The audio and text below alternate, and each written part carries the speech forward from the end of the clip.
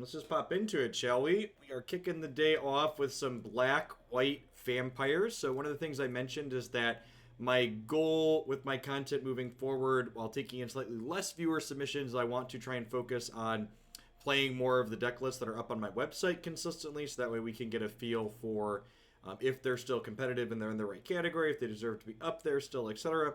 So this is a deck we haven't played for a little bit. It's got 15 1-drops in it, along with Legion's Landing to flip over here pretty aggressively.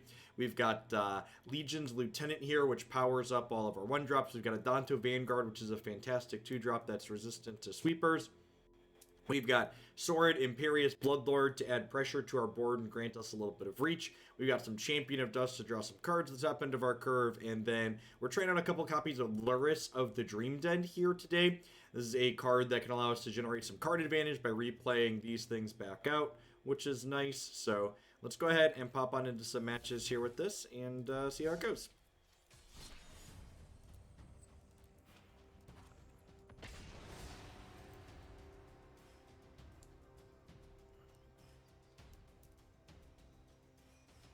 We have the next open command there in chat. That's scheduled for July 18th. That will be another historic open. And notably, that will be historic with both Teferi, the Time Raveler, and Wilderness Reclamation banned in that tournament. So you're interested in playing some of the format without dealing with those toxic cards, definitely sign up there. I got you, Panda. I'm mulliganing this. I don't think I can keep a opener without a 1-drop in it. Well, you know, hoping to draw some lands, I suppose.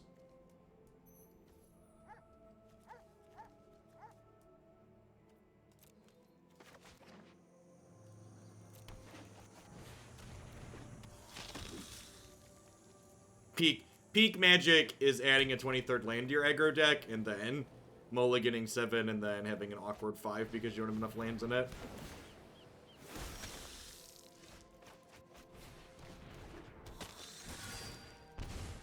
If we run lands off the next couple turns, we should be in a pretty good spot. If they're playing life gain aggro, that's going to be a really bad matchup for us. The life gain, yeah, that looks like it. The life gain aggressive deck tends to be very, very good against decks that, against aggro decks that don't play Embercleave. So if you don't have a combo finish, their deck tends to gum up the board and then gain life over the top of what you can deal in damage.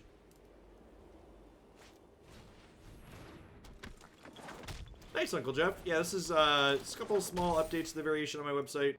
Pretty close to it, though, all things considered. Alright.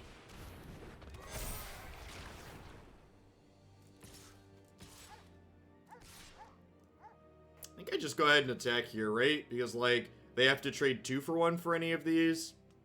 Maybe I want to leave... Maybe I want to leave 2 things back, so that way if they attack with 3 things for flip Legion's Landing, they have to lose 2 things. I think I like that. And this makes it so if they don't at least chump block, I get to get a counter on my Knight of the Ebon Legion.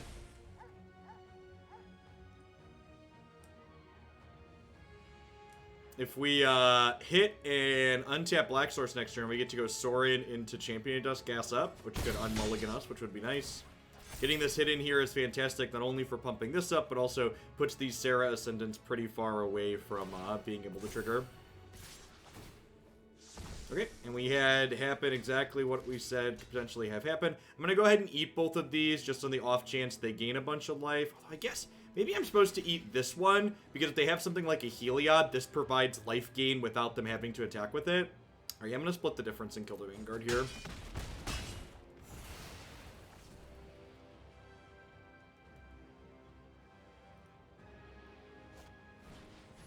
Correct. The deck list is correct. I am not playing Lurrus as a companion. Perfect. Just like we drew it up, chat.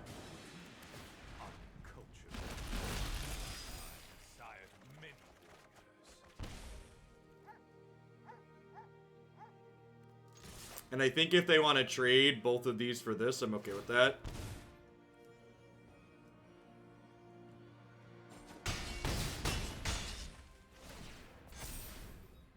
Morning, Sui. Yeah, I tweeted out my schedule too, and it's on my website as always, but for the foreseeable future, we're going to be doing daily streams unless something in my situation changes. Daily, slightly shorter streams has felt pretty good. Doing two magic decks and then a Rune Terror deck every day.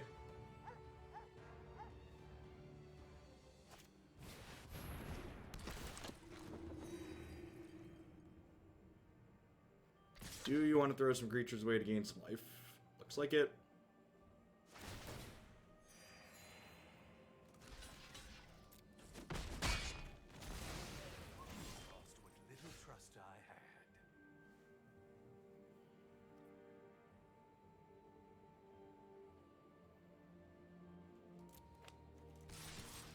Maybe I'm supposed to play some stuff out to give this flying.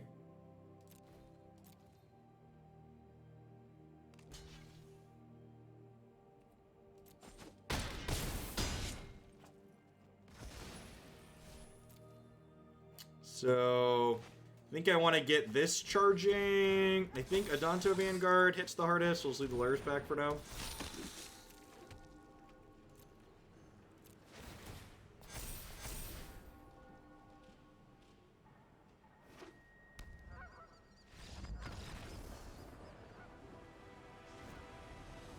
I saw that 10-ton hammer. It's truly excellent. Alright, I think post-board, we're supposed to become a little bit more interactive. Definitely don't want Lurrus, because they're not really killing our stuff. Do I want Sanctum Seeker as a form of reach? I feel like the answer is no. I definitely want Conclave Tribunal as a way to not only exile their enchantments, but tag their Heliod's. I think I want all 6 of these. The question is, what do I want to trim in order to fit all 6 of those in?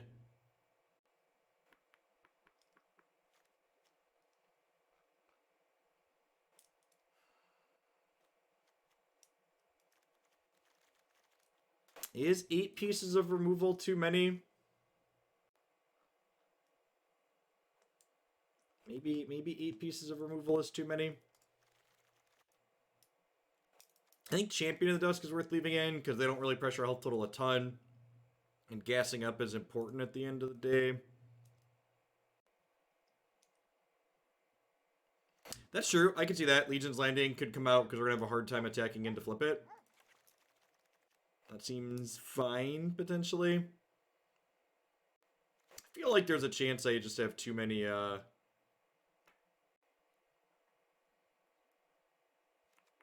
If I leave that and be greedy and cut a land, since 14 black sources, that's probably fine.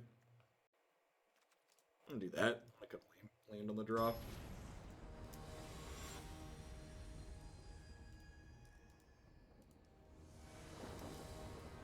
Feeling positive about Historic now. Well, I mean, like, as has often been the case in Magic since it happened, like, the games of Magic that suck are the ones that involve Wilderness Reclamation, and the games of Magic that don't are the ones that don't. So, like, how good or bad Days of Historic go tend to be directly proportional to how many Teferi and Reclamation decks we play against. So those cards just create such god-awful play patterns, which is why we're banning them from the upcoming Open.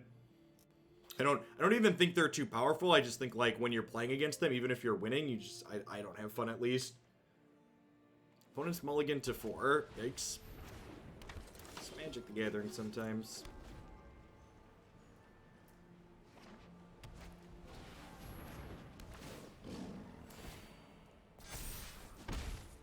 Just gonna go ahead and promptly end their Legion here.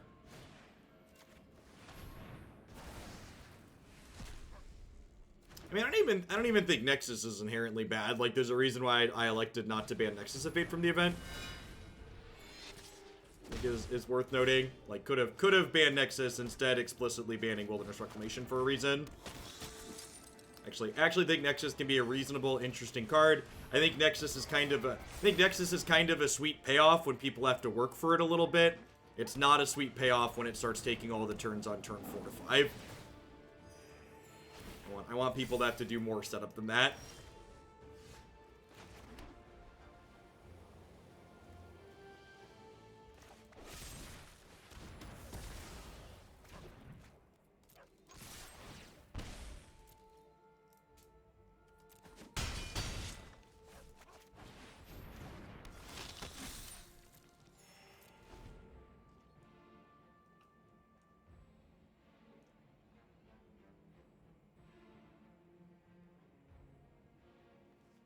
Do we draw some kind of removal, or maybe they're just familiarizing themselves with my threats?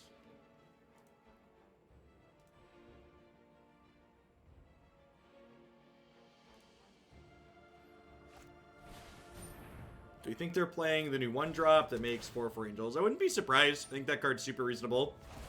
The mono white deck that's up on my website has 4 copies of it in there now. The fact that they're playing Leonin Vanguard might indicate that they're not playing that card, though. I think this is the 1-drop you have to give up to fit that in, generally speaking.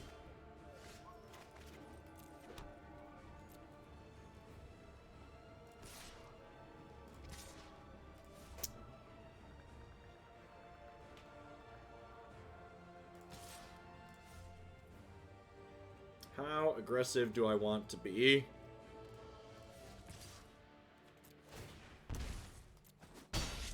I mean, like, we're flooding a little bit, but, like, the opponent also mulliganed to 4, so, like, you know, magic. It's our best draw at this point. Our card that draws cards, our 5-drop. That's a great pickup.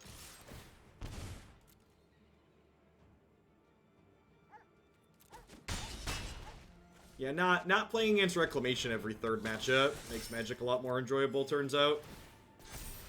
Really happy that the post-Winota format has equalized back to Gruul and things like what this opponent is playing. Gonna go ahead and kill this Linden so they don't get a trigger on this. Just want to try and run them down here for sure. I need to kill the Linden so I can attack him with these next turn anyways, so...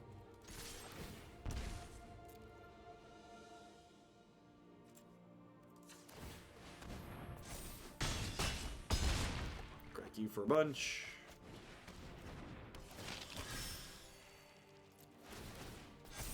We don't need manual triggers on this deck. Johnny, sure. So this is gonna make a 4/4. True friends always stand by your side.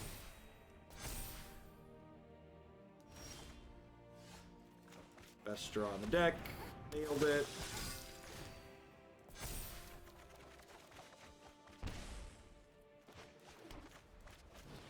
We'll pump the brakes for a turn here. These will still get counters because of Champion of the Dusk.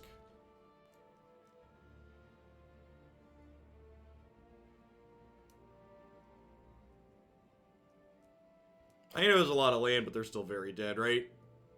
If they make another token here, we have Legion's End.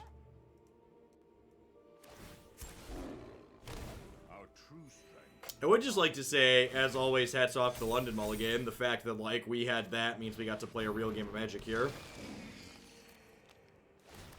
Like, our opponent started on 4 cards, and, like, they're still playing a game.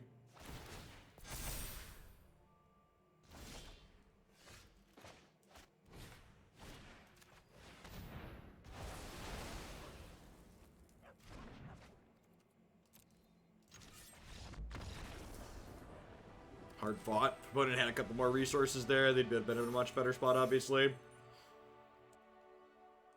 Yeah, Legion's End is good in this format. You play it in the sideboard, so it's like a spell you can bring in creature matchups like this. That's fine. That's like also very good against Field of the Dead on the occasion you run into that. So like having a couple copies of that in the black aggressive decks.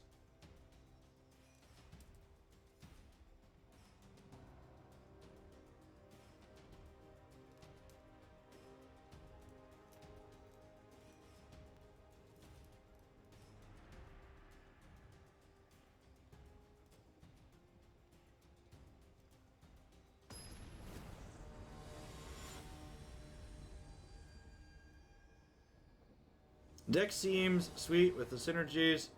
If an H8 given us Nocturnus, he would feel rough to play with this deck with the mana base. Yeah, I mean, I feel like we don't have to think about that though, because that card's not coming. Sure. Not amazing, but fine. 1-drop into 1-drop at least.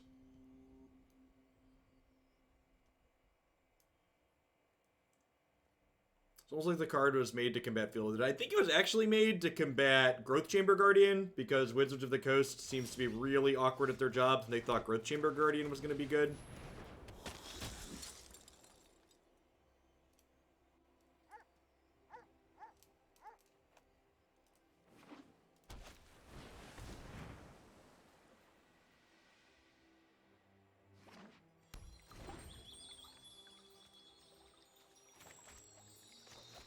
Red Chamber Guardian was good until War of the Spark.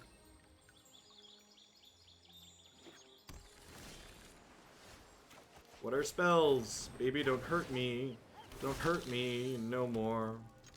See if we can draw a 3-mana Sorin next turn to draw some cards or not. Hey, thanks for the 17 months, Gendy. I appreciate that. Welcome back. Thanks for keeping me around. Excited to get killed by a 2/2 shark here. Whoa, no shark. Wild.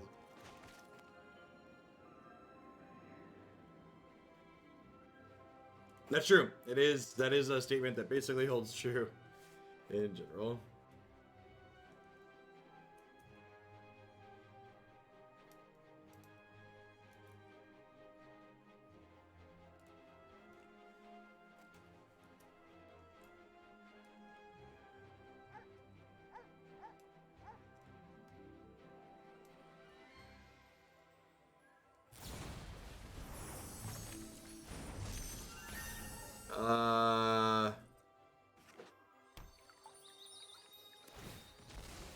Okay.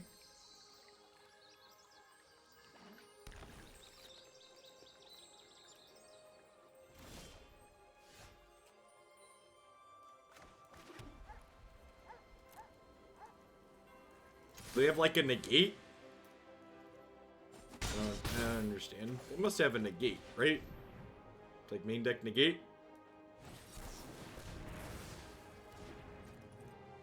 Okay.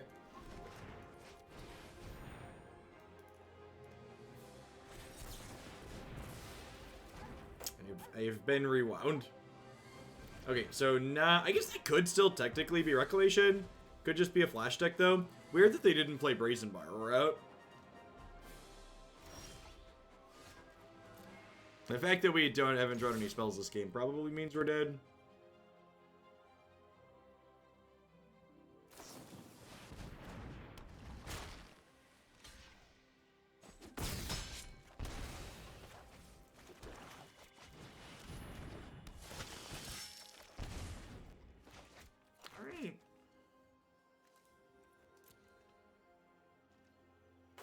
Probably not too terrible for us on average if we could draw average.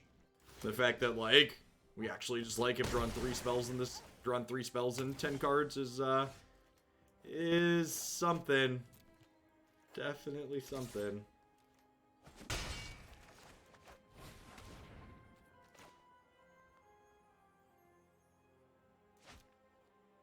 Yeah, it looks like I think the shark means they're solidly Simic Flash.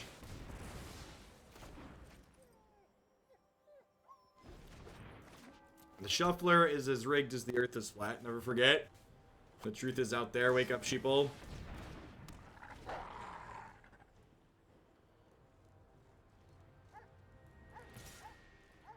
This could have happened in Best of One, not on this channel. Have a little bit of self-respect, and I'll play Best of One.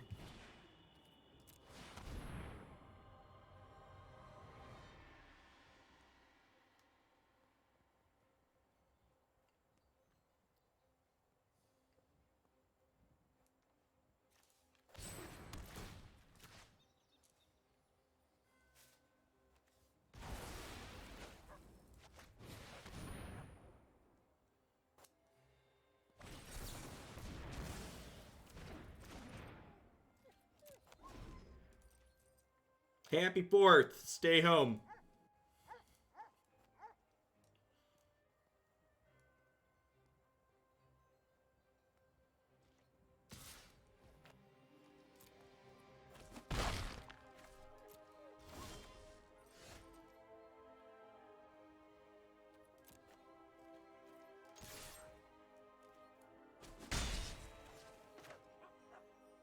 I think Mystic Dispute is the biggest argument against Rewind.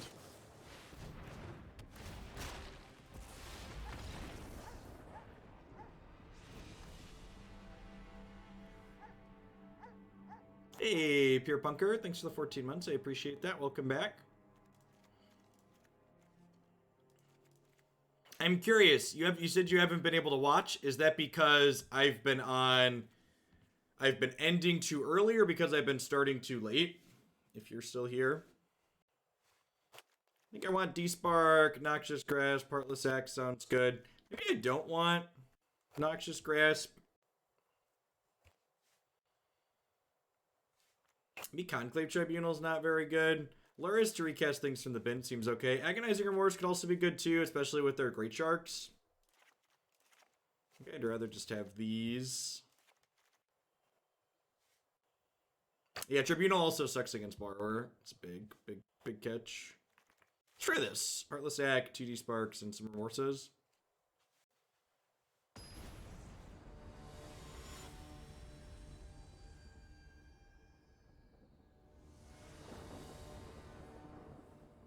Stay safe if you're attending a protest. Mask up.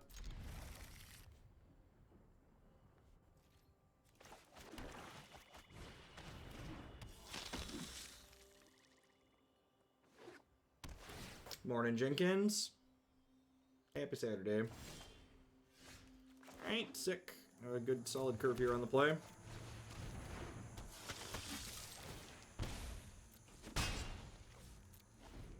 Ending too early. Okay, yeah, I'm curious on that. So, part of the reason why I push, and I'll probably try a little bit of everything and then pull subs like I usually do, but part of the reason why I pushed back my schedule so that way I could end about the time I had previously been ending. Hey, Sphinx, thanks for the 10 months. So, my plan for this week is to start at 11 each day, as opposed to the 10 a.m. So I'll be doing like 11 till about 3:30 or so. Jareth, thanks for the generous tier 2. I appreciate that. Welcome back.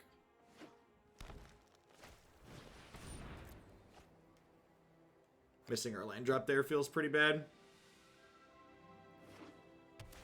Come on, untapped land. We get to go Sorin into Champion, gas up, have a lot of pressure in play. It'd be perfect. At the very least, we get to stick a bunch of threats here, which is nice. Oh, actually can't play that one because it's not technically a vampire.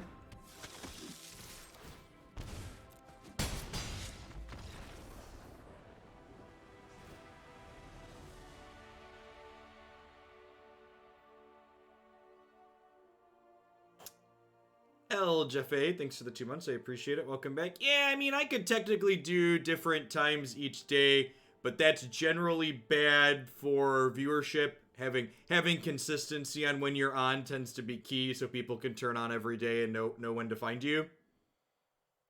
Having sporadic start and end times on different days throughout the week tends to lead to confusion, especially with every day feeling like the same these days.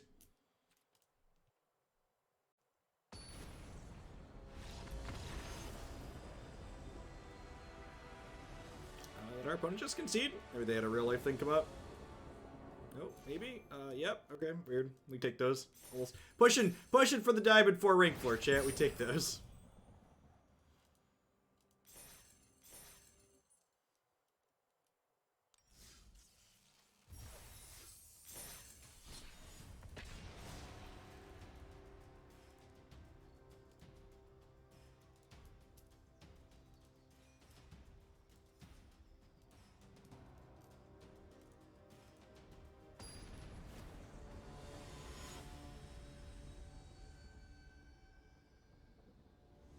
Happy to be here, Lamacopter.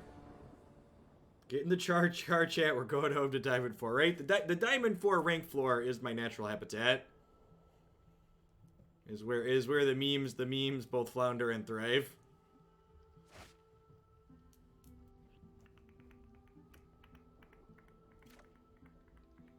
I think I'm keeping this. Isolated Chapel looking especially awkward, but happy to have a dual land, I suppose. This deck would love Concealed Courtyard. Perfect. Just like we drew it up.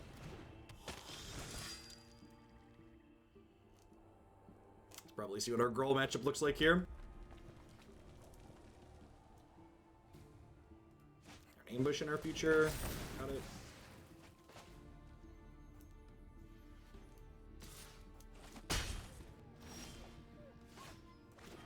Well, I was happy to draw the first land, the second not so much.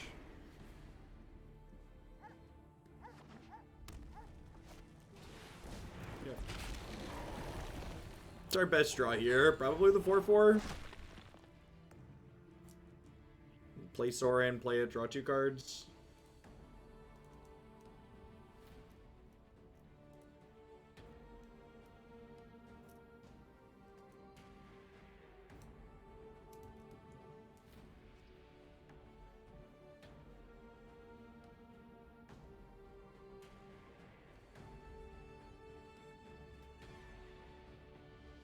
Our opponent disconnect. Do y'all still see me? OBS doesn't say I'm dropping frames. Yeah, there's chat. You didn't find it on the website. Well, it's in the command, and it's definitely listed on the website. I promise. I promise it's listed.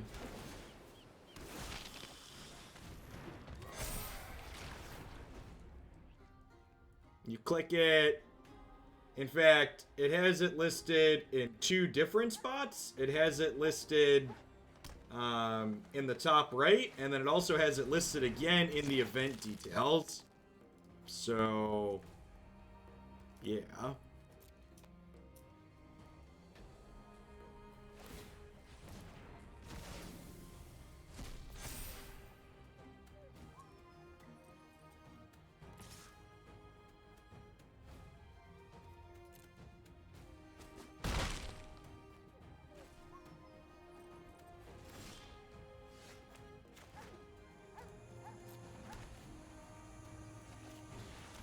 What are we doing with Sorin? Are we just shooting Scavenging Ooze? I feel like we're just shooting Scavenging Ooze. I'm gonna sack a 3/3 kill the Ooze here. What is one life to save many?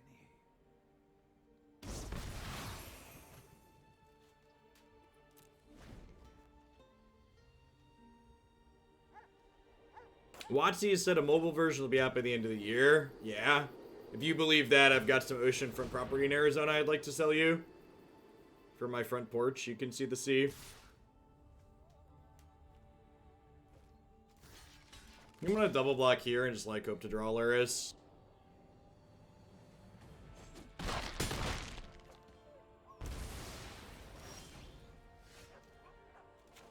You don't believe it? Well, you're a smart one.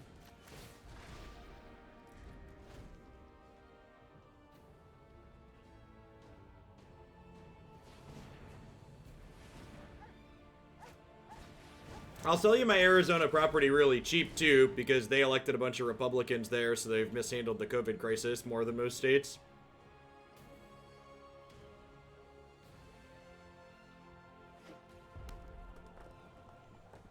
Yeah, I kind of, like, can't help but chuckle at all the issues people have had with the Mac client. Like, I am shocked that the people that barely have their software working on Windows also can't get it to work on OS X. Shocked, I tell you.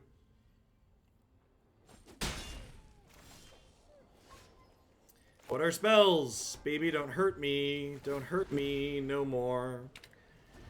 Whoa, whoa, whoa. Hey, hey, hey. You can set default cosmetics to the collection tab. I'll have to look at that. Take a peek at that today. Show some respect.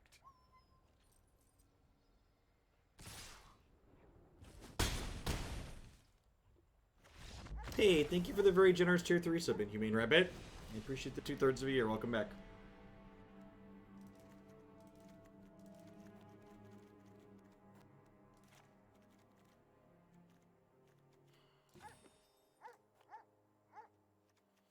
Is it crazy to cut Sorin here? He's pretty medium against Questing Beast, right?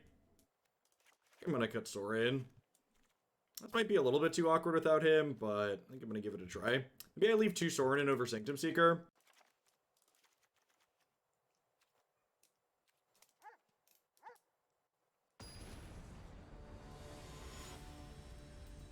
It's been a while since I had to cut my lawn. We've not had much rain here.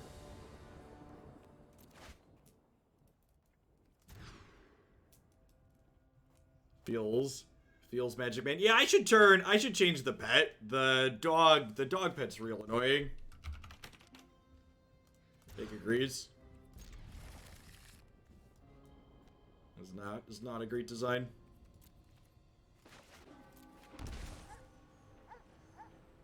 I'm gonna play the Skymarcher Aspirant here because this way if I draw another white 1-drop, I can go Conquistador plus white 1-drop.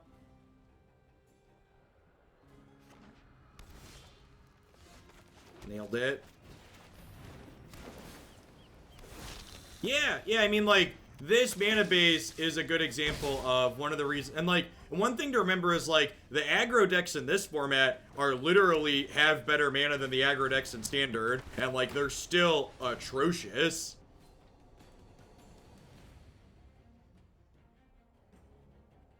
Yeah, I might change it to one of the non-animals. Or, like, an owl or something that's not cats or dogs. So it's honestly impressive how Arena consistently fails to leverage cosmetics appropriately. They're so mediocre at their job.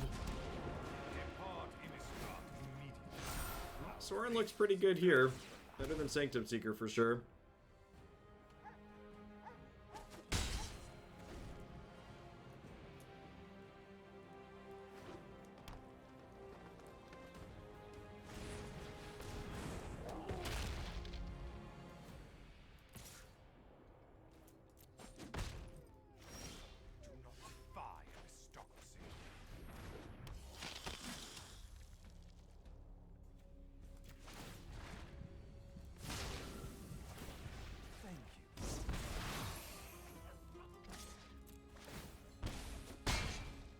My body is ready to get Questing Beast and have Sorin die. I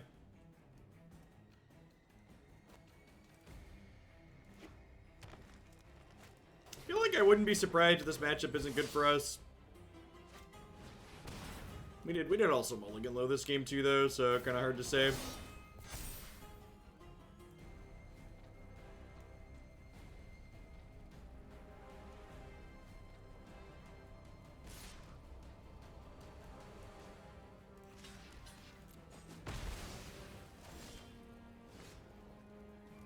Awkward.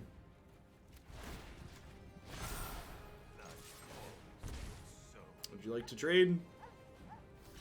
You would.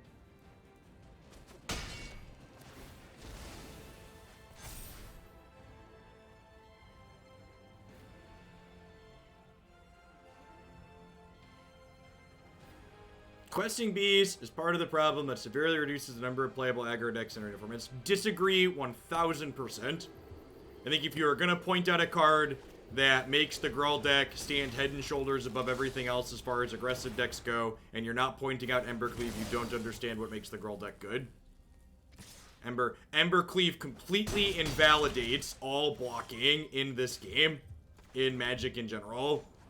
The fundamental issue always has and will continue to be Embercleave if this archetype is too good.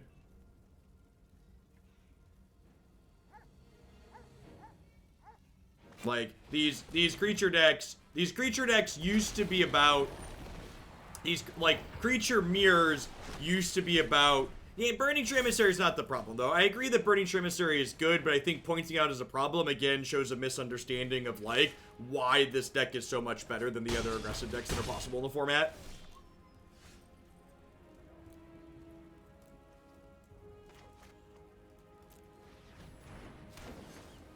Normally these creature type aggressive pseudo mirrors tend to come down to creature combat and blocking, and Embercleave just takes that and completely throws it out the window. Hey, perfect, J-Man, sounds good. We'll get that added to the deck queue.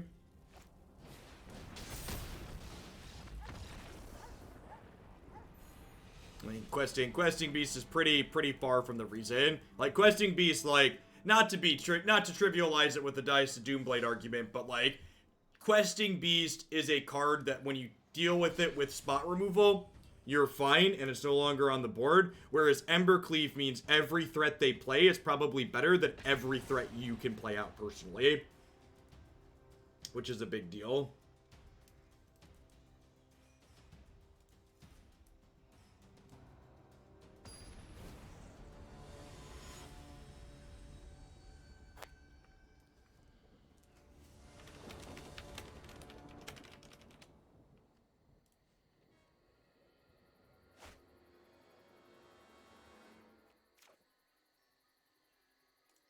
Little land heavy, but like if I were to mulligan this and see 3 lands and these 3 spells, I'd definitely keep it. So I'm gonna go ahead and keep this.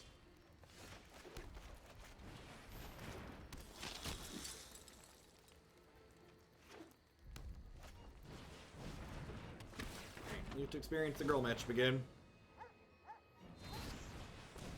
Add to the board, kill your board. Burning Emissary is definitely good.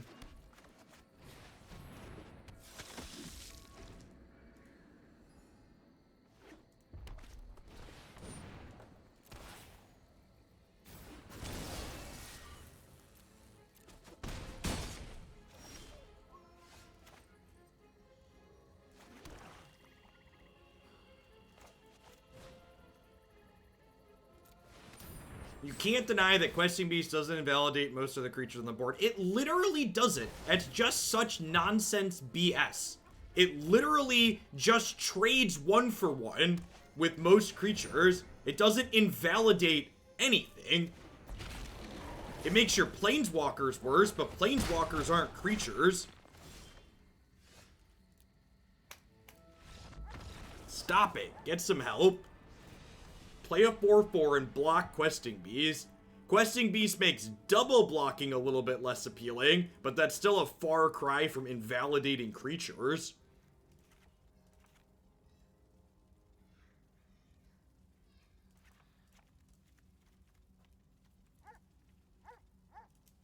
So I'm going to bring in the third Lurrus so I can replay stuff from the bin here, see how that feels along with our removal spells.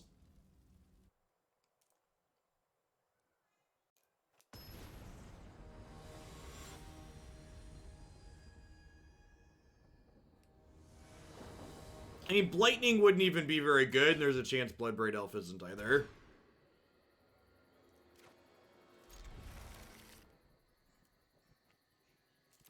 I think I need to keep my 3 lands here since I have Champion of Dusk in the opener. I want to try and make it to this card on curve, potentially.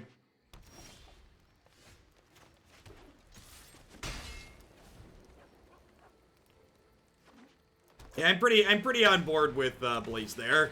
I think if you're trying, I think of all the things you could try and say is an issue in this format, saying Questing Beast is an issue is, like, pretty nonsensical. I think Questing Beast is a super reasonable card. I actually think Questing Beast is a great example of a card that's, like, a good design without being Ember. It's like, Questing Beast is a good push design without being, what's it called? Without being, Embercleave pushed.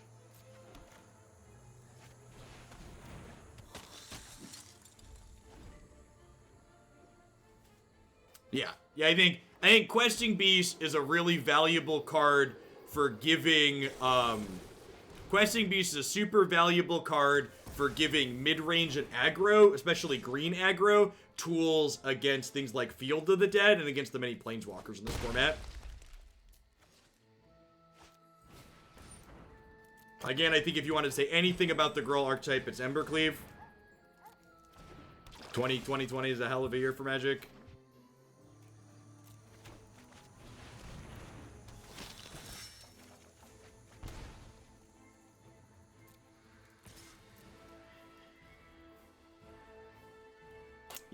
Yeah, Questing Beast is a good anti-fog card too.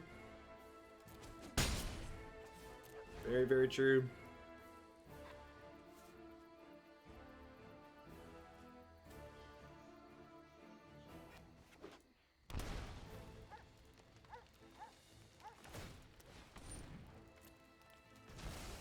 This is going to be a 4/4.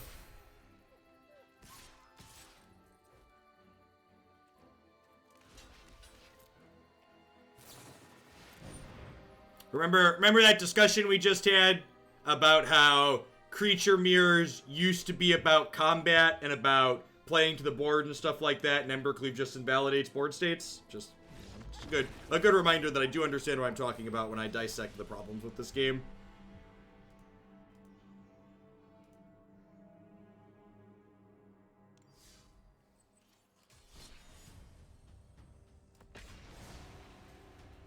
Haley and Christy are both doing really well, Bartman. I think, unfortunately, and this is one of the reasons why I want to make sure I play through the decks on the website with some consistency, I had this deck in the high potential category from the last time we played it, and I think in the current format with a bad girl matchup, I need to downgrade it to fan favorite. It's not quite competitive enough to remain in the category that it's currently at. It's felt reasonable, and it's been fun to play in the non-Gruul matchups, but Gruul hasn't felt like we really have the tools to keep up there. And I don't think we can really change anything to get better.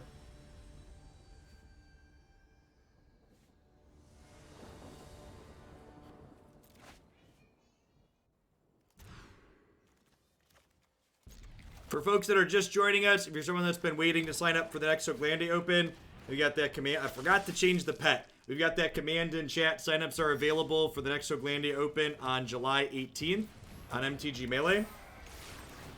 The event's going to be sponsored by CoolStuffInc.com, and I've talked to them and worked out, since we're going to have an entry fee for this Hoglande Open, the prizes for that tournament are going to scale based on the number of people playing in it. So everybody that achieves at least 5 wins in the next Hoglande Open will get Cool Stuff Inc. store credit.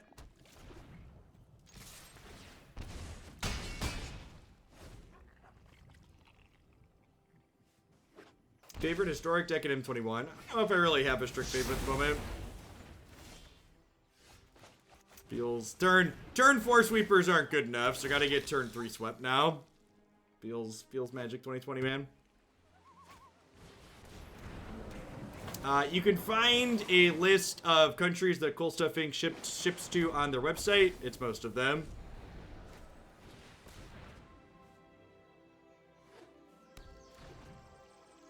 Also, something to keep in mind too, this is something I did when I played store credit events in paper, is that the store credit that we'll give out for that tournament is just a gift card code.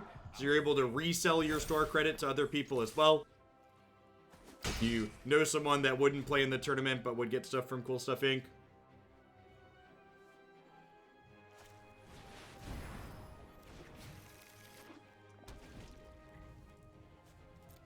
Looks like just the Bant Nexus deck.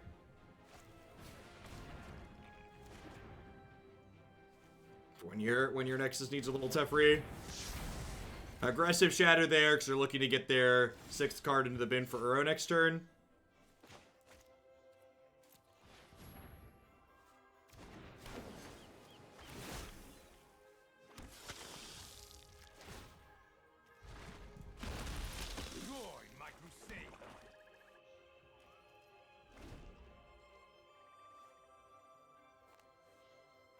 Hammercleave is an important tool for aggro decks, or anything. Those without are at a major disadvantage in my opinion. Yeah, I agree with the statement in chat. I think a big part of the problem with Magic's design in recent memory is the fact that you feel the arms race is necessary. And this is part of the problem with trying to keep pushing the power level instead of de-escalating it. So rather than saying, hey, you can't get rid of Embercleave because then aggro is not competitive, stop printing Uros. Stop tacking ways to gain life on actual every card that's ever been printed in recent memory. Instead of continuing to escalate, you get rid of and scale down the power level. You want to keep these so they get rid of Uro.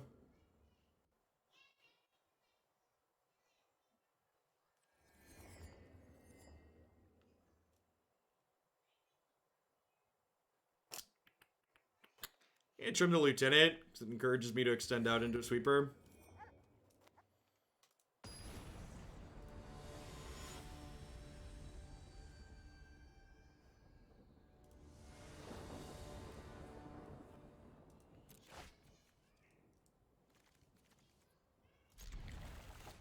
Alright, well if we draw a Sorin, this is our nut draw.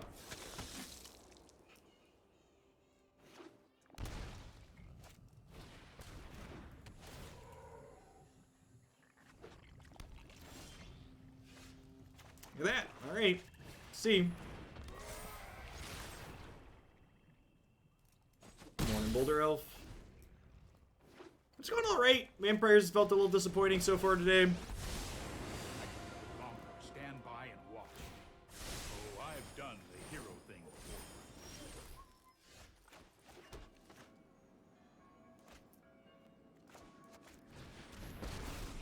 before. I play Sorin here because it's more resource efficient. Maybe it's incorrect because I don't have 2 attackers next turn. Seen that coming. Hey, Philly. We're doing all right. Thanks for keeping me around.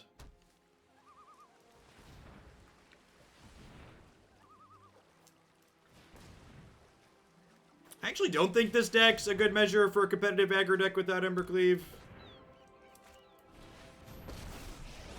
Mostly because the mana base is clunky and awkward.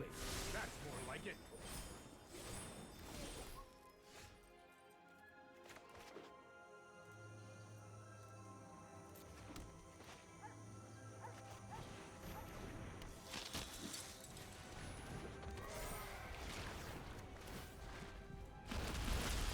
House Markov grows stronger.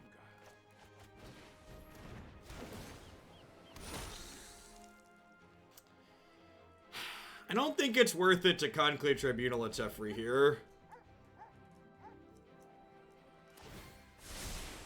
Here we go.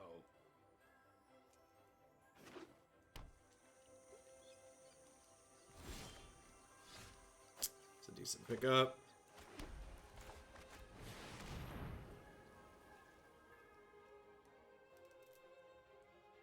Veto is the pay 5 things gain lifelink, right?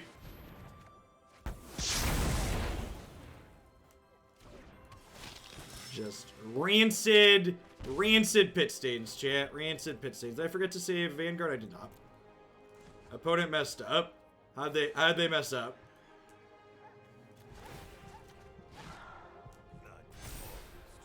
Should have done it in response to the trigger. They did mess up. Good call. As always, the devil is in the details. If you're going to criticize my opponent's play, please explain why you feel they made a mistake.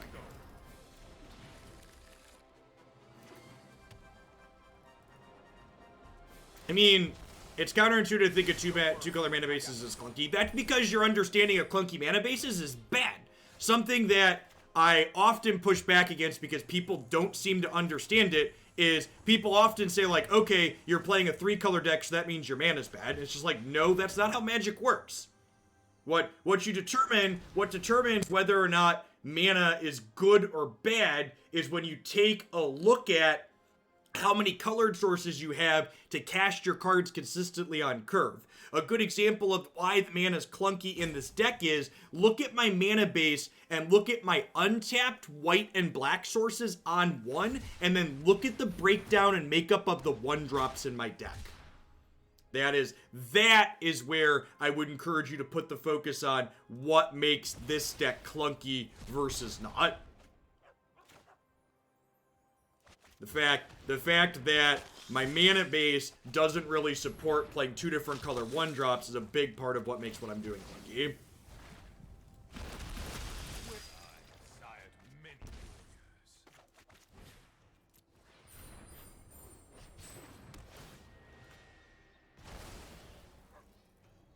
And this is a shatter, right? But that's fine, because I'm going to get to pay for and keep this.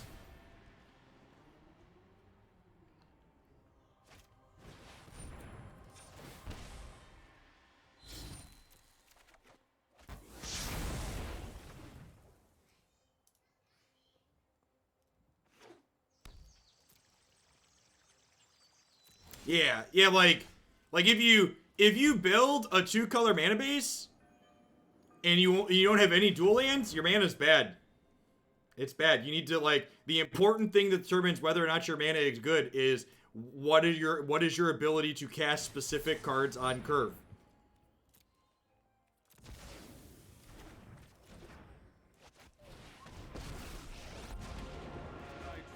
It's looking like we're going to be able to play through what they had going on here. Again, seeing some of the strength of Champion of the Dusk to pull us through their sweepers here.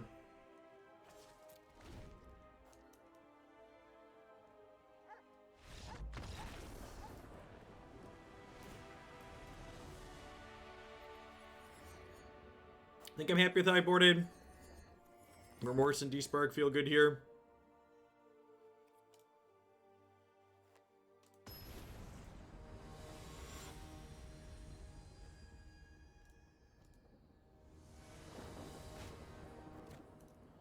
I think a lot of people just spent so much time playing Modern for so long, where like your mana bases are just like arbitrarily good no matter what you're looking to do because of fetches and shocks, that like the idea that 2-color mana bases can be bad is just super foreign to them.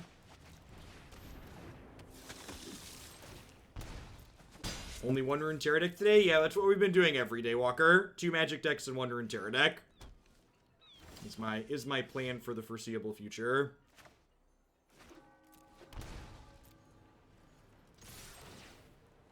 Blood Vampire's drawing all the cards, the 5-drop. Don't ask me what its name is, I don't know.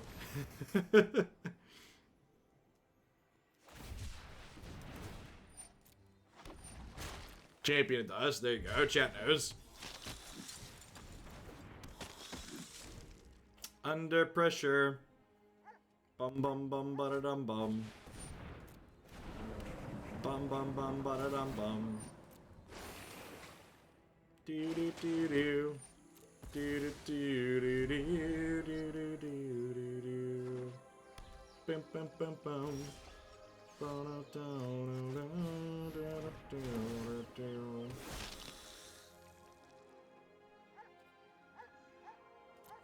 Noted, Walker, you're good. Yeah, based on the survey results, I think 2 parts. I think 2 parts Magic, 1 part Rune Terra is a good mix for the foreseeable future.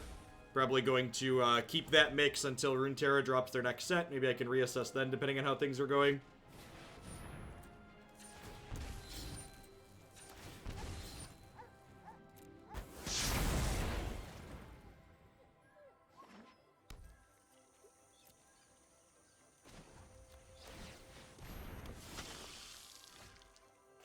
That's lethal, right?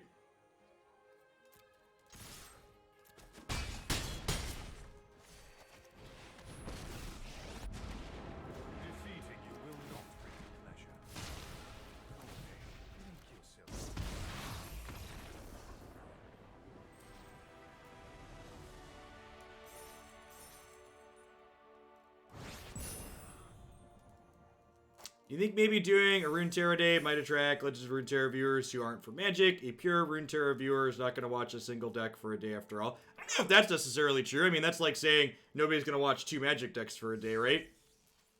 There's also important to remember that I'm balancing 2 platforms here. So while you're right that doing a dedicated Rune Terra day on Twitch is slightly better for attracting Rune Terra viewers on Twitch, I also am posting to YouTube, and posting 1 Rune Terra video every single day gets my Rune Terra videos on YouTube a lot more views.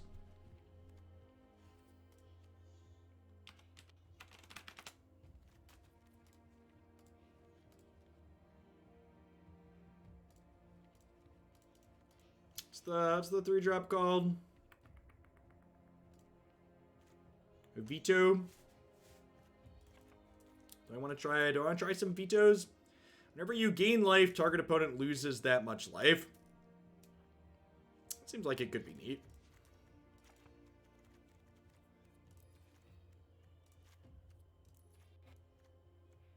Let's try a few matches with a couple copies of that. Whoop, that's not what I wanted to do.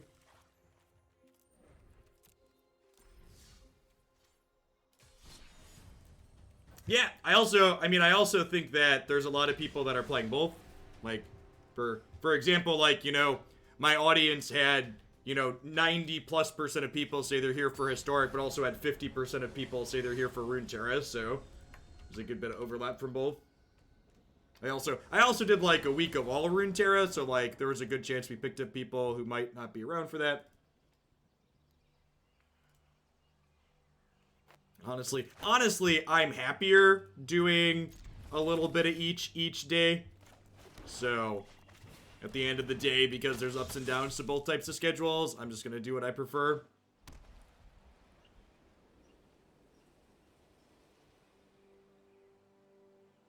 As always, Fox, can you just drop it in the queue just so I don't miss bits and pieces in chat? 9 times out of 10, when I miss something, it's because someone just dropped something in chat like that. Alright, so second 2-drop makes me pause to consider how I want to sequence here. Do I go Vanguard The appeal is to play a 2-drop this turn, I think, because that way next turn I can go 2-drop into 1-drop as well and be more resource efficient.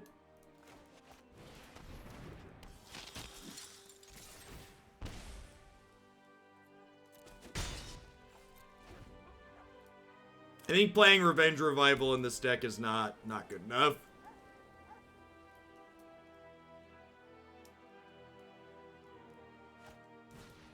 That's actually something I can check, Walker. I'm gonna make a note to do that. Check for any Runeterra only subs.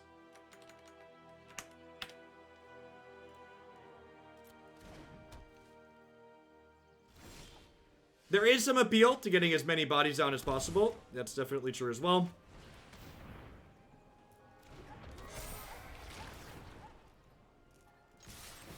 That's actually a good metric to think of, to check, that I hadn't looked at from the respondents that happened so far.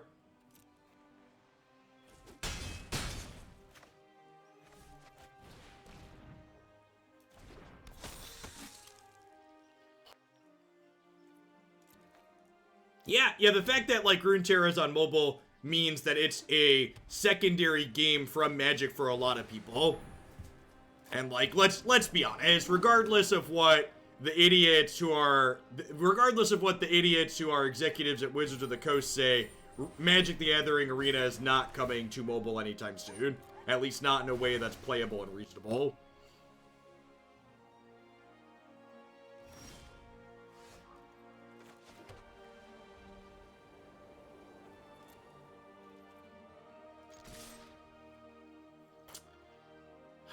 We might see them sacrifice Selfless Savior here to block with Life's Bounty so they can get a lifelink trigger in, so that way they can level up Pridemate.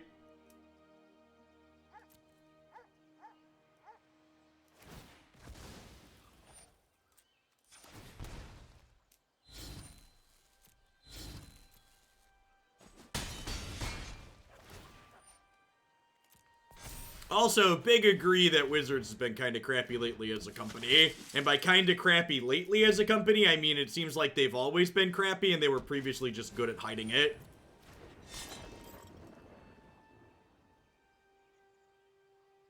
The amount of gosh, Wizards sucks moments that have happened in the last month has been really rough.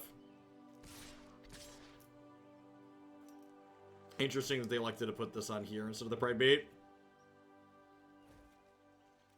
Because this already has lifelink. Feeling kind of dead.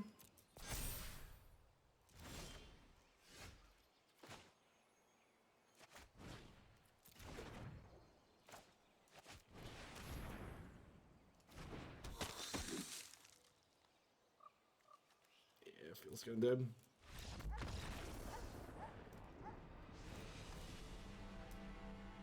So it happens when you send Serum plays, and suddenly a bunch realize they shouldn't have to deal with it. Yeah, and I guess, in a way, I probably should have assumed they were garbage, right? Because, like, the way they treat their content producers isn't that dissimilar.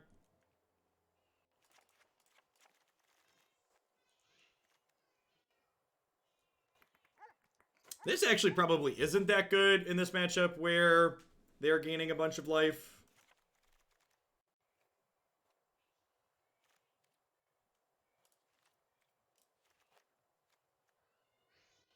Would I rather have Adanto Vanguards or these? I feel like I'd rather have Adantos.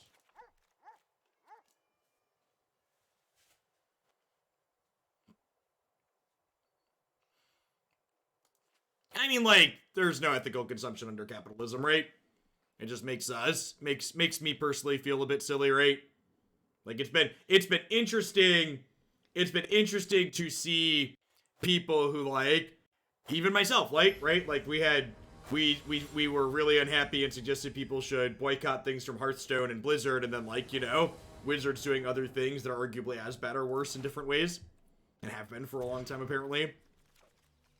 Just like, the long and short of it is, like, don't assume the giant mega corporation is your friend. They just want your money. Act accordingly.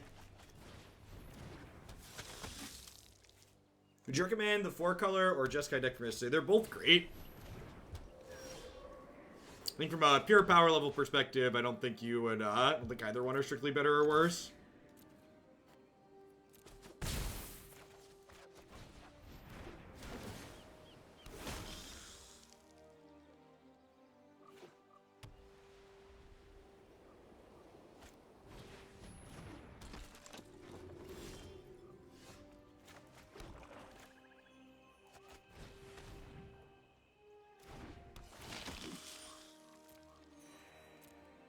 I think I'm just passing here, so if I could flip the Legion's Landing next turn to play the Champion of Dusk, should I draw a land?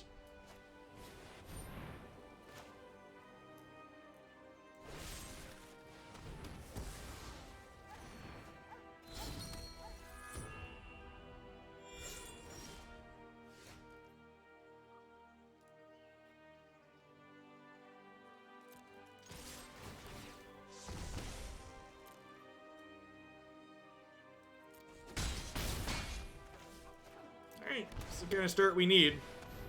A head on board, get to do this and gas back up.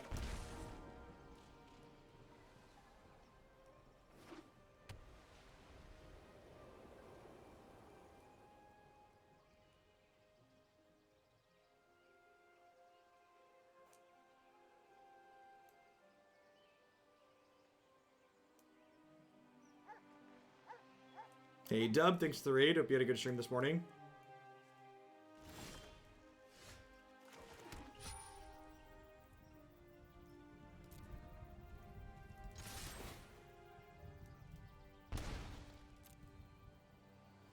The old Blizzard work for your hero things. Listen! Wizards of the Coast invented the work for your heroes, okay, chat? Wizards of the Coast was underpaying people because they got to work for their heroes before Blizzard, like, even existed as a company, okay? They've been at it a long time. Alright, well, like, getting settled feels kind of bad there, but, like, I also have 2 utility lands out, so I'm gonna use the 4 extra mana they just gave us. So, like, we're not just dead by any means.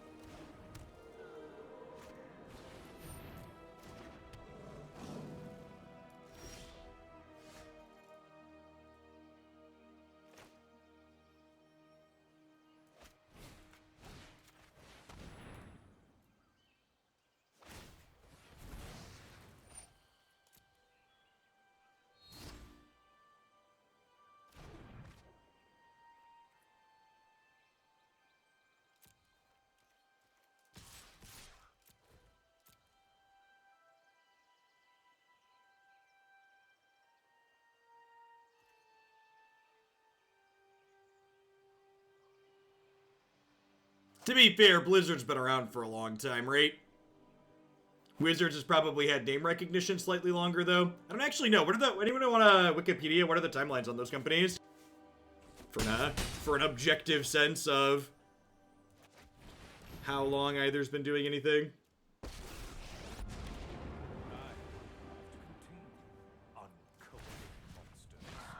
Now, the real question is, would I rather draw a card or get a 1/1 here? Could kind of go either way on that. Kind of wait and see what they do next turn, I think.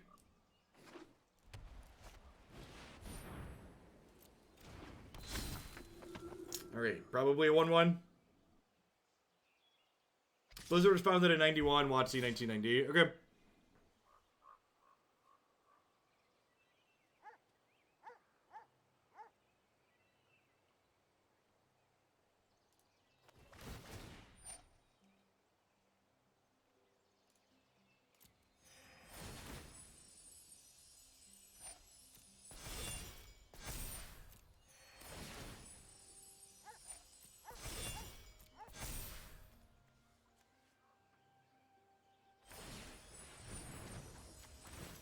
Probably did at this point.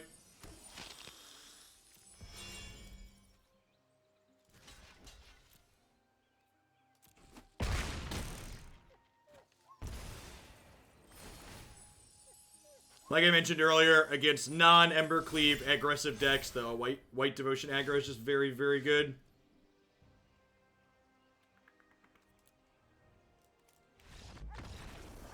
Let's give this one more shake, but I think we're about ready to be done.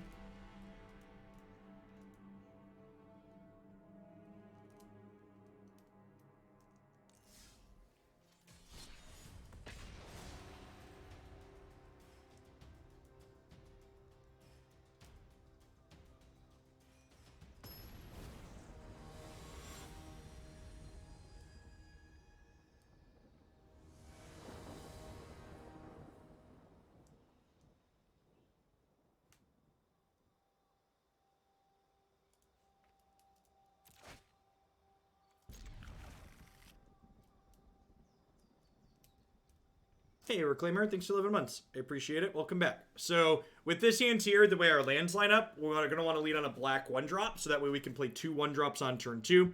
We play Skymarcher Aspirant on 1, it'll require basic planes, which means I can't play 2 of these on turn 2. We'll want to lead on Vicious Conquistador as our 1-drop, because it attacks for 2 on the second turn of the game, as opposed to just 1 with the Knight of the Ebon Legion.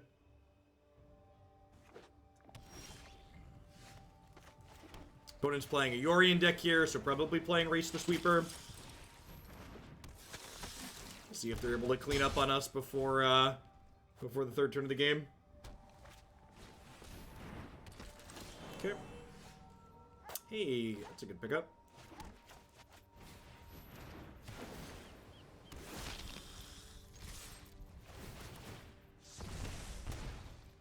Yeah, the Turbo Johnny deck's the Gangplank deck too, because they both have the same level up condition.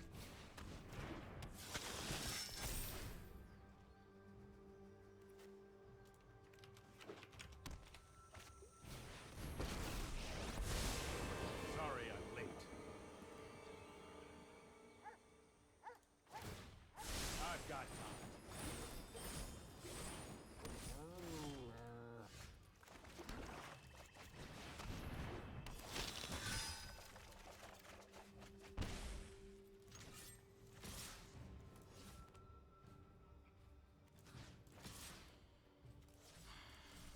With this draw, I think I'm supposed to wait. So I could throw away some creatures to attack here, but I think because we have Sanctum Seeker, I wanna play that out first.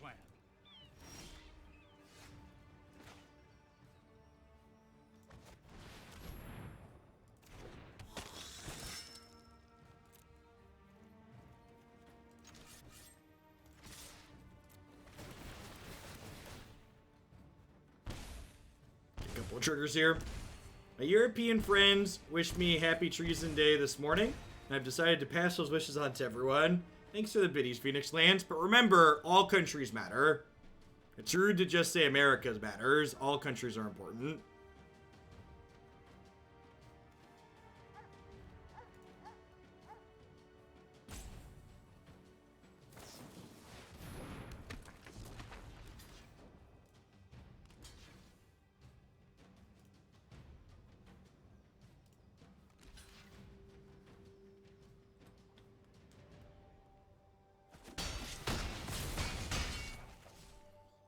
Interesting metric, by the way, for the person who asked earlier. Out of the 900 some odd sub-survey respondents, while 50% of them said they're sub to support Runeterra content, only 6 people said they're only here for Runeterra, which is interesting to know.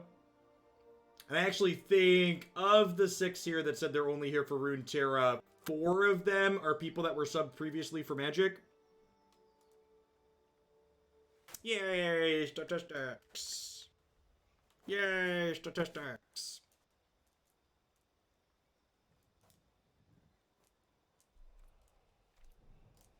So opponent's playing, like, flashy things. Do we want removal spells for their 2-drop that makes Grizzly Bears? I almost feel like I'm supposed to just click submit and wait and see what they're doing.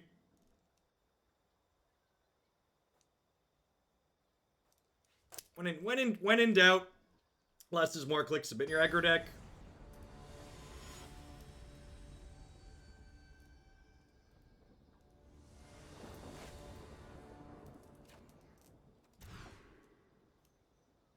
There. Feel like Bezos wants you to have this money. Thanks for the entire year support, I see. I appreciate you keeping me around. Welcome back.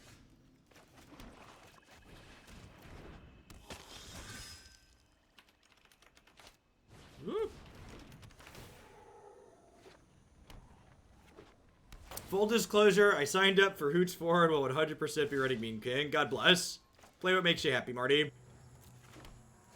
For people that are just joining us, signups are open for the next Oakland Day Open. It will be taking place 2 weeks from today.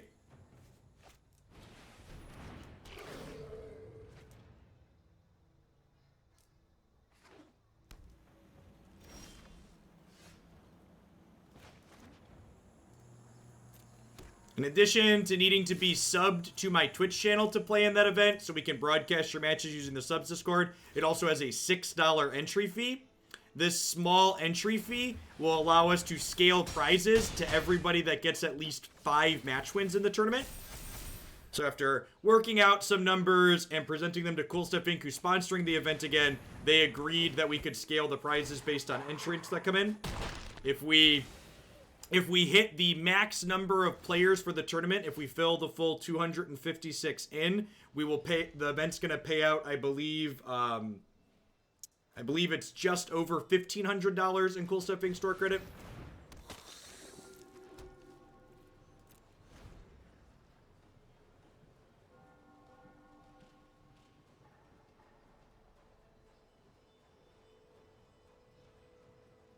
Yeah, honestly, I'm interested to see if anybody makes Nexus work without Reclamation and how offensive it feels.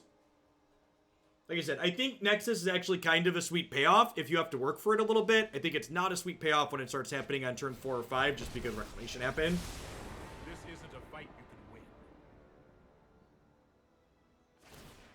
Let's try this. Thanks for the 16-month scholar. I appreciate that. Welcome back. Thanks for keeping me around. We're probably dead at this point, right?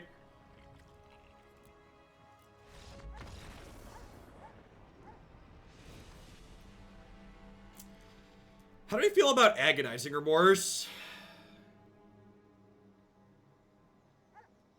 Yeah, let's go click submit again. It might be right to have Remorse to like tag things like Tollsmere ahead of time. I don't know. I feel like Grazer slowed us down more than anything there. Maybe Remorse is supposed to come in over the 4-drop Vampire. I think it's pretty good.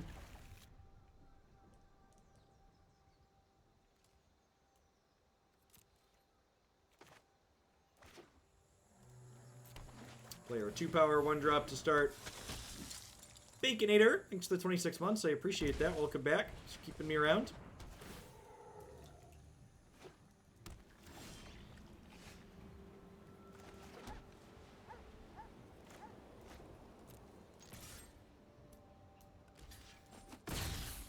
Hey, Speed, I'm glad you gave it a shake.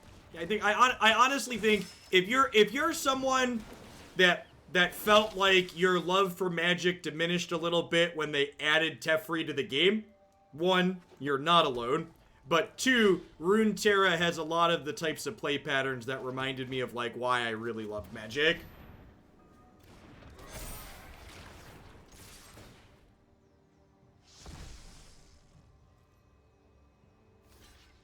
Yeah, Spurt, but that was what's it called? That was a Fires of Invention deck, which Fires isn't legal anymore.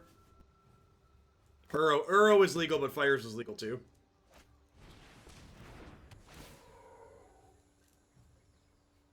Yeah, Marty, it's weird how limited doesn't suck when it's not just a bunch of low powered level terrible cards bumping into each other. Runeterra Limited feels a lot more similar to Magic's Cube formats because of the power level of the cards you're playing with, which is refreshing.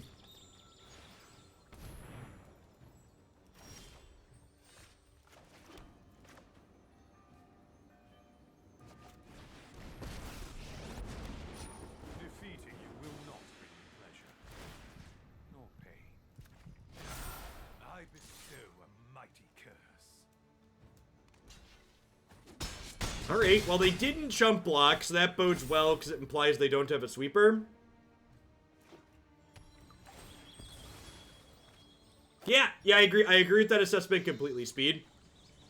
Hex improved on a number of things in Magic, but Runeterra improved on even more. Big agree. And the fact that it's on mobile is a huge plus. That was a Karn Temporal Sundering. They take an extra turn and they tempo my thing.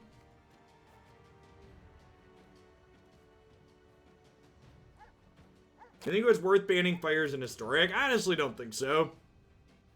The bans they did in Historic felt like they were just like, okay, we banned these things in Standard, so we also have to ban them in Historic, which is very silly. Another thing to mention, too, that's exciting about the Hoaglandia Open, not only are we removing the Rancid Pit Stains that are Reclamation and Teferi, but Jumpstart will also be legal for that tournament. Show some expect? Jumpstart releases on the 16th, and the event will be on the 18th.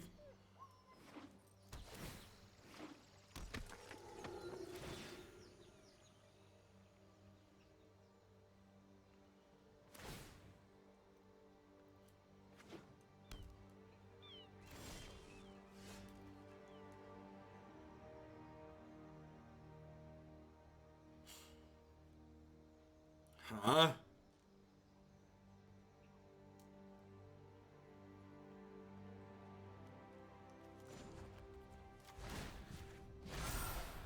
I'm gonna offer the trade here. So, This has Death Touch.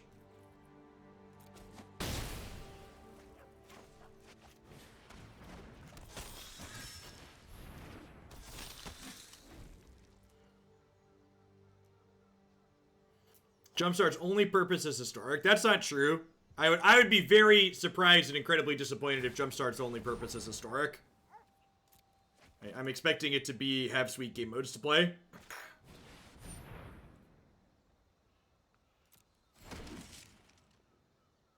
I mean, like, that's just, like, objectively not true, Critcha. You could say you don't care for the way in which they've cultivated historic so far, but, like, the existence of historically anthologies show that you're just objectively false with your statement there, that they're not curating historic.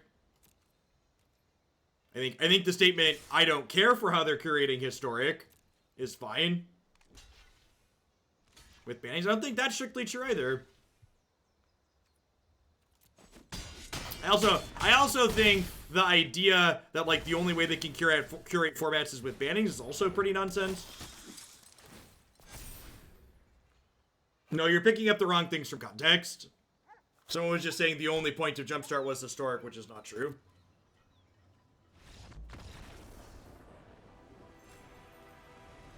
Alright, let's change the stupid dog pet before I forget.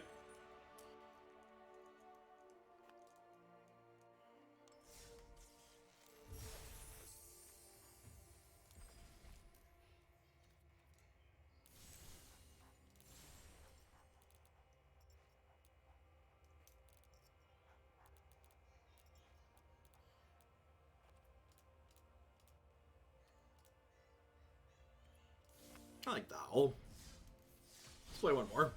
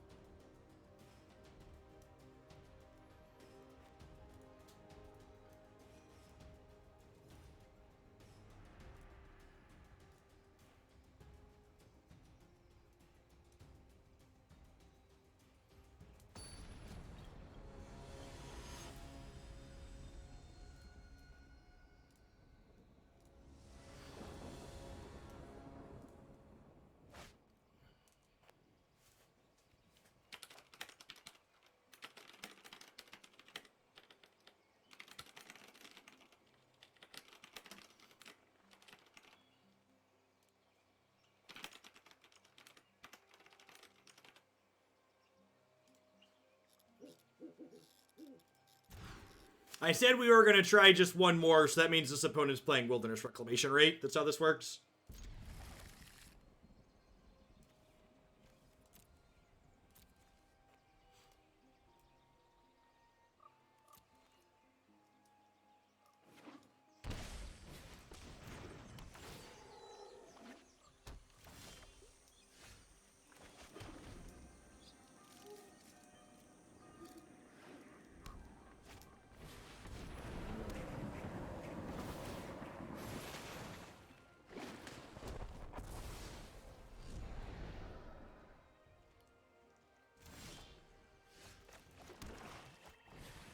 Great! Veto into Sanctum Seeker is a pretty solid curve here. Does a lot of pressure.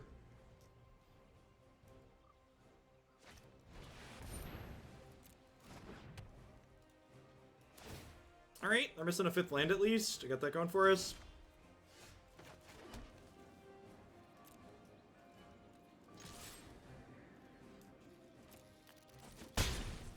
We need to live with it. New messaging from the White House on COVID. Who could possibly have predicted that the political party that puts the Confederate Army on a pedestal also wants to admit defeat with regards to COVID?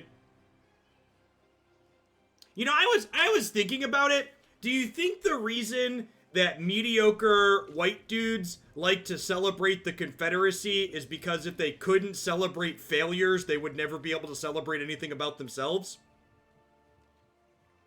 I was thinking about it, and I think that might be the reason why there's so many mediocre white people that are like, you know, like the Confederacy and celebrate the Confederate flag.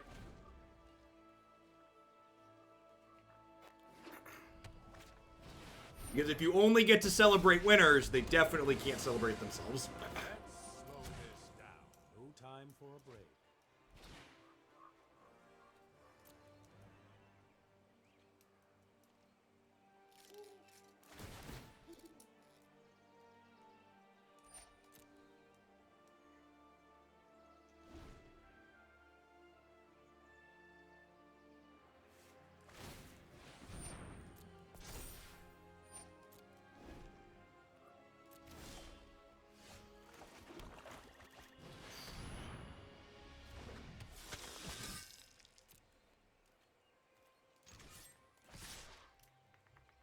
Well, if we get another turn, and that's a big if, we probably kill them.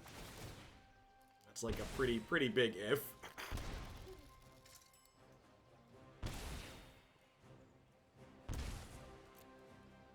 I guess that's not even strictly true, because Blast Zone's gonna kill our stuff.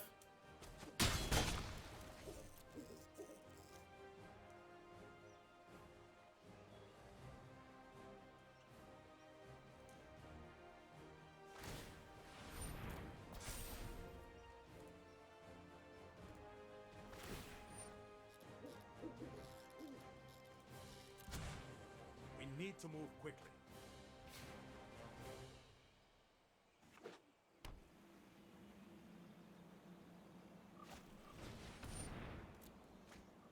The master level savagery deserves more bits. Thanks for the support, Phoenix.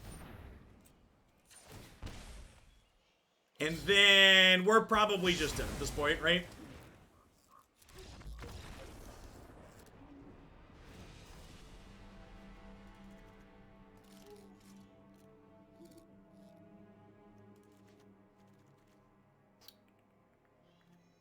Yeah, like, I feel like that game there really showed why this isn't reasonable. Like, it's just so slow and clunky, like, compared to what the other combo-y style things are happening in this game.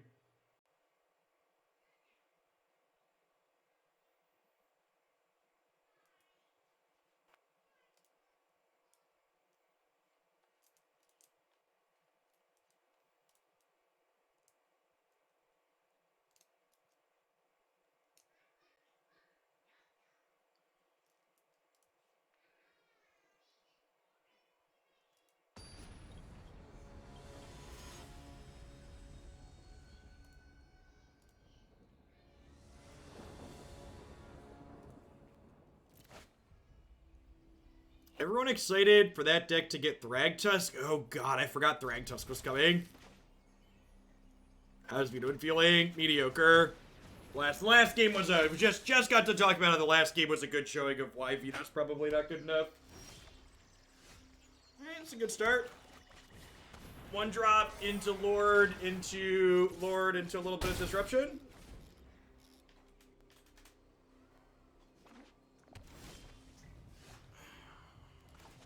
Alright, not getting swept on turn 3, glass half full. Hey, Darkcloud Frog, thanks for the tip. I appreciate it. Let's bump Sultai Flash, sounds good.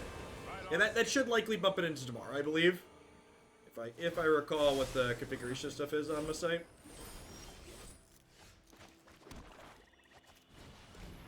I think I'm supposed to kill Teferi so I don't get instant speed shattered. Magic Man. It's only a matter of time.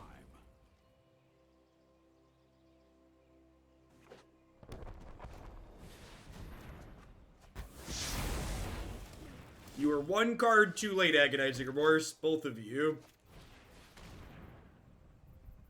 Hey, Monosaurus, thanks for the 8 months. I appreciate that. Welcome back. Well, poop.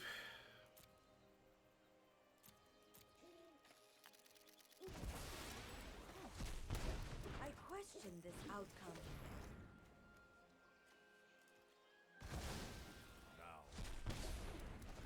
Just take their card advantage here.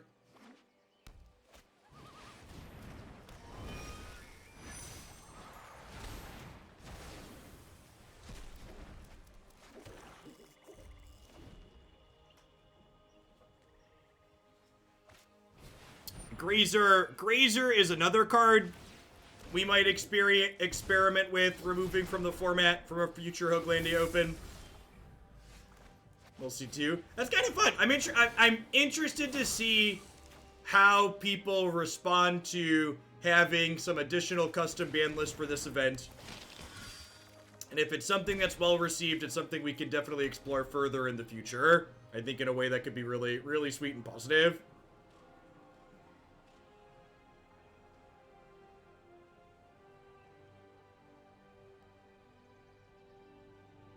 If you're someone that can't play on the 18th, but you're interested in watching that format, make sure you show up.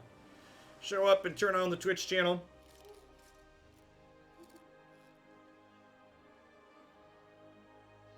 So they have both Castle and Blast Zone here, so Reclamation's still going to get some mileage for them. Hey, Alkalol, thanks for the 2.5 years. Welcome back. Since revisiting Standard a little bit, what are your thoughts? It was basically what I was expecting it to be. It was a lot of Bant and Embercleave. I think I would entertain more. I think I would entertain playing more reasonable Standard submissions, but I also don't expect to start accepting random brews from people, because I don't think the format's in a place where random brews are particularly competitive. Oh my god, I miss Lethal. We were talking and clicking and I miss Lethal.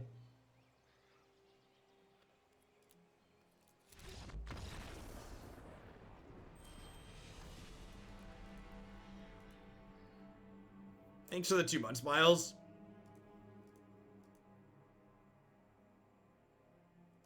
I should have just conceded the match from the start. Maybe we'll just start doing that. Since we're not going to have those types of decks in the Hoaglandia Open, maybe I'll just start conceding to Reclamation. It's just so miserable. Regardless, like win, lose, or otherwise, it's just like, eh. I don't know. This was underwhelming. I don't know that the Lurrus that I had in here initially is necessarily good, but this definitely felt too slow and clunky. I feel like, based on what the format has looked like and what we've played against, I'd kind of like to just maximize my 1-drop starts and like add this extra Skymarcher in. And I kind of think that maybe we just like play a bunch of discard spells in the main. Like that could be fine. I don't know. I'm gonna be demoting this deck to the fan favorite section on the website because a number of people have said that they had okay runs with it. I think in general it's kind of a little bit too low power level for the format. This deck, the fact that this archetype isn't playable anymore, really serves to highlight how far Magic has pushed in 2019 and 2020 away from synergy decks being good. So, like, this archetype was a tier 1 deck when Field of the Dead was legal in Standard, right? Like, Scape Shift, Field of the Dead, and Vampires were, like, the 2 big decks in M20 Standard, and the individual card level of everything else just been so pushed between Embercleaves and Uros and Shatters and stuff like that, that it's just, like, you know, it's very hard to keep up. So, I think if you're looking to play 1-drop aggro, this is okay. I think it's honestly probably worse than playing mono white 1-drop aggro. And we talked about this a little bit in the set too, but a big part of why this deck struggles as well is even though we're only a 2-color deck, our mana base really isn't that good. And a big part of it not being good comes from the fact that we're trying to play 2 different color 1-drops, and the mana bases in this format, especially when you're trying to play like Isolated Chapel as one of your dual lands, just don't support 2 different colors of 1-drops, playing them consistently. We only have 14 turn 1 black sources, and we only have 12 turn 1 white sources, and we only have 8 turn 1 white sources for Legion's Landing. Yeah, correct. All right. So we are I'm gonna hit a quick ad roll while I get set up and flipped over for the next one. When we get back, we're gonna do one more historic deck. We're gonna kick the tires on some blue-red prowess. Be back in just a few. Thanks for hanging out today, folks. Don't go anywhere.